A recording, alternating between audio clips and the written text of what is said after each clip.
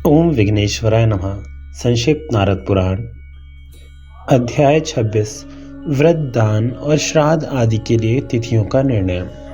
श्री सनक जी कहते हैं, ब्राह्मण श्रुतियों और स्मृतियों में कहे हुए जो व्रत, दान और अन्य वैदिक कर्म हैं, वे यदि अनिर्णित अनिश्चित तिथियों में किए जाएं तो उनका कोई फल नहीं होता।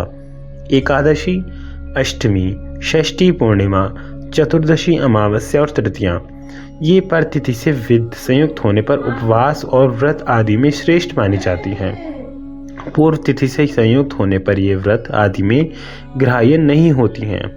कोई आचार्य कृष्ण पक्ष में सप्तमी, चतुर्दशी, तृतीया और नवमी को पूर्व तिथि से विध होने पर भी श्रेष्ठ कहते हैं, परंतु संपूर्ण व्रत आदि में शुक्ल पक्ष ही उत्तम माना गया है और अपराह्न की पूर्वाह्न को व्रत में ग्रहण करने योग्य काल बताया गया है, क्योंकि वह उससे अत्यंत श्रेष्ठ है। रात्रि व्रत में सदा वही तिथि ग्रहण करनी चाहिए जो प्रदोष काल तक मौजूद रहे। दिन के व्रत में दिन व्यापनी तिथियां ही व्रत आदि कर्म करने के लिए पवित्र मानी गई हैं। इसी प्रकार रात्रि व्रतों में तिथियों के साथ रात्रि का संयोग बड़ा श्रेष्ठ माना गया है। श्रवण द्वादशी के व्रत में सूर्योदय व्यापिनी द्वादशी ग्रहण करनी चाहिए। सूर्य ग्रहण और चंद्र ग्रहण में जब तक ग्रहण लगा रहे तब तक की तिथि जब आदि में ग्रहण करने योग्य है। अब संपूर्ण संक्रांतियों में होने वाले पुण्य काल का वर्णन किया जाता है। सूर्य की संक्रांतियों में स्नान, दान और जप आदि करने वालों को अक्षय फल प्राप्त होता है। इन संक्रांतियों में कर्क की संक्रांति को दक्षिणायन संक्रम जानना चाहिए। कर्क की संक्रांति में विद्वान लोग पहले की 30 घड़ी को पुण्य काल मानते हैं।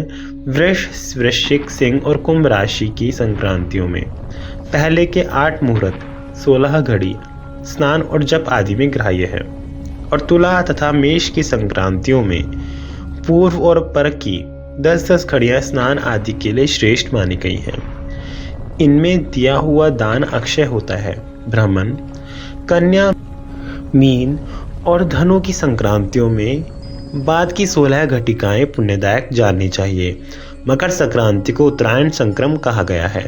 इसमें पूर्व की 40 और बाद की 30 घड़ियां स्नान, दान आदि के लिए पवित्र मानी गई है। विप्रवर, यदि सूर्य और चंद्रमा ग्रहण लगे हुए ही अस्त हो जाएं, तो दूसरे दिन उनका शुद्ध मंडल देखकर ही भोजन करना चाहिए। धर्म की इच्छा रखने वाले विद्वानों ने अमावस्या 2 प्रकार की बताई है, सीनी वाली और कुहू। जिसमें चंद्रमा की कला देखी जाती है वह चतुर्दशी युक्त अमावस्या सीनी वाली कही जाती है, और जिसमें चंद्रमा की कला का सर्वथा क्षय हो जाता है वह चतुर्दशी युक्त अमावस्या कुहू मानी गई है। अग्निहोत्री द्विजों को श्राद्ध कर्म में सीनी वाली अमावस्या को ही ग्रहण करना चाहिए तथा स्त्रियों, शूद्रों और अग्नि रहित द्विजों को कुहू में श्राद्ध करना चाहिए। यदि अमावस्या तिथि अपराह्न काल में व्याप्त हो तो क्षय, मृत्यु कर्म में पूर्व तिथि और वृद्धि जन्म कर्म में उत्तर तिथि को ग्रहण करना चाहिए। यदि अमावस्या मध्याह्न काल के बाद प्रतीत हो तो शास्त्र कुशल साधु पुरुषों ने उसे भूत विद्या चतुर्दशी से संयुक्त कहा है। जब तिथि का अत्यंत क्षय होने से दूसरे दिन वह अपराह्न व्यापिनी न हो तब पूर्व दिन की सायंकाल व्यापनी सीनी वाली तिथि को ही श्राद्ध में ग्रहण करना चाहिए। यदि तिथि की अतिशय वृद्धि होने पर वह दूसरे दिन अपराह्न काल तक चली गई हो तो चतुर्दशी विद्या अमावस्या को त्याग दें और कुहू को ही श्राद्ध कर्म में ग्रहण करें। यदि अमावस्या तिथि एक मध्याह्न से लेकर दूसरे मध्याह्न तक व्याप्त हो तो इच्छानुसार पूर्व या पर दिन की तिथि को ग्रहण करें। मुनि श्रेष्ठ, अब मैं संपूर्ण पर्वों पर होने वाले अन्वाधान अग्नि स्थापन का वर्णन करता हूँ। प्रतिपदा के दिन याग करना चाहिए। पर्व के अंतिम चतुर्थांश और प्रतिपदा के प्रथम 3 अंश को मनीषी पुरुषों ने याग का समय बताया है। याग का आरंभ प्रातःकाल करना चाहिए। विप्रवर, यदि अमावस्या और पूर्णिमा दोनों मध्याह्न काल में व्याप्त हों तो दूसरे ही दिन याग का मुख्य काल नियत किया जाता है। यदि अमावस्या और पूर्णिमा दूसरे दिन संगव काल प्रातःकाल से 6 घड़ी के बाद हो तो दूसरे ही दिन पुण्यकाल होता है। तिथि क्षय में भी ऐसी ही व्यवस्था जाननी चाहिए। सभी लोगों को दशमी रहित एकादशी तिथि में व्रत ग्रहण करनी चाहिए। दशमी युक्त एकादशी 3 जन्मों के कमाए हुए पुण्य का नाश कर देती है। यदि एकादशी द्वादशी में एक कला भी प्रतीत हो और संपूर्ण दिन द्वादशी हो और द्वादशी भी त्रयोदशी में मिली हुई हो तो दूसरे दिन की तिथि द्वादशी ही उत्तम मानी गई है। यदि संपूर्ण दिन शुद्ध एकादशी हो और द्वादशी में भी उसका संयोग प्राप्त हो तथा रात्रि के अंत में त्रयोदशी आ जाए तो उस विषय में निर्णय बतलाता हूँ। पहले दिन की एकादशी गृहस्थों को करनी चाहिए और दूसरे दिन की विरक्तों को। यदि कला भर भी द्वादशी न रहने से पारणा का अवसर न मिलता हो तो उस दशा में दशमी विद्या एकादशी को भी उपवास व्रत करना चाहिए। यदि शुक्ल या कृष्ण पक्ष में 2 एकादशियां हो तो पहली गृहस्थों के लिए और दूसरी विरक्त यतियों के लिए ग्राह्य मानी गई है। यदि दिन भर दशमी युक्त एकादशी हो और दिन की समाप्ति के समय द्वादशी में भी कुछ एकादशी हो तो सबके लिए दूसरे ही दिन द्वादशी व्रत बताया गया है। यदि दूसरे दिन द्वादशी ना हो तो पहले दिन की दशमी विद्या एकादशी भी व्रत में ग्राह्य है और यदि दूसरे दिन द्वादशी है तो पहले दिन की दशमी विद्या एकादशी भी निषिद्ध ही है। इसलिए ऐसी परिस्थिति में द्वादशी को व्रत करना चाहिए।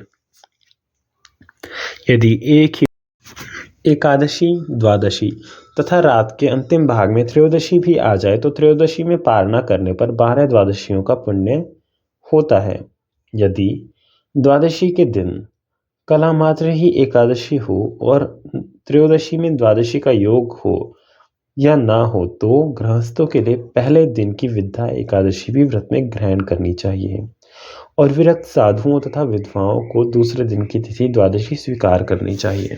यदि पूरे दिन भर शुद्ध एकादशी हो, द्वादशी में उसका तनिक भी योग ना हो और द्वादशी त्रयोदशी में संयुक्त हो तो वहाँ कैसे व्रत रखना चाहिए? इसका उत्तर देते हैं। गृहस्थों को पूर्व की एकादशी तिथि में व्रती रहना चाहिए और विरक्त साधुओं को दूसरे दिन की द्वादशी तिथि में। कोई विद्वान ऐसे कहते हैं कि सब लोगों को दूसरे दिन की तिथियों में ही भक्ति पूर्वक उपवास करना चाहिए। जब एकादशी दशमी से विद्ध हो, द्वादशी में उसकी प्रतीति ना हो और द्वादशी त्रयोदशी से संयुक्त हो तो उस दशा में सबको शुद्ध द्वादशी तिथि में उपवास करना चाहिए। इसमें संशय नहीं है। कुछ लोग पूर्व तिथि में व्रत कहते हैं किंतु उनका मत ठीक नहीं है। जो रविवार को दिन में अमावस्या और पूर्णिमा को रात में, चतुर्दशी और अष्टमी तिथि को दिन में तथा एकादशी तिथि को दिन और रात दोनों में भोजन कर लेता है उसे प्रायश्चित रूप में चांद्रायन व्रत का अनुष्ठान करना चाहिए। सूर्य ग्रहण प्राप्त होने पर 3 पहर पहले से ही भोजन ना करें। यदि कोई कर लेता है तो वह मदिरा पीने वाले के समान होता है। मुनिश्रेष्ठ, यदि अगन्याधान और दर्श पौर्णमास आदि याग के बीच चंद्र ग्रहण अथवा सूर्य ग्रहण हो जाए तो यज्ञकर्ता पुरुष को प्रायश्चित करना चाहिए। ब्राह्मण, चंद्र ग्रहण में दशमे सोमः, आप्यायस्व तथा सोमपास्ते इन 3 मंत्रों से हवन करें और सूर्य ग्रहण होने पर हवन करने के लिए उद्युत्यम, जातवेदसम, आस्त्येन, उद्यम, तमसे ये 3 मंत्र बताए गए हैं। जो पंडित इस प्रकार स्मृति मार्ग से तिथि का निर्णय करके व्रत आदि करता है उसे अक्षय फल प्राप्त होता है। वेद में जिसका प्रतिपादन किया गया है वह धर्म है। धर्म से भगवान विष्णु संतुष्ट होते हैं। अतः धर्मपरायण मनुष्य भगवान विष्णु के परम धाम में जाता है। जो धर्माचरण करना चाहते हैं वे साक्षात भगवान कृष्ण के स्वरूप हैं। अतः संसार रूपी रोग उन्हें कोई बाधा नहीं पहुंचाता। ओम नमः शिवाय।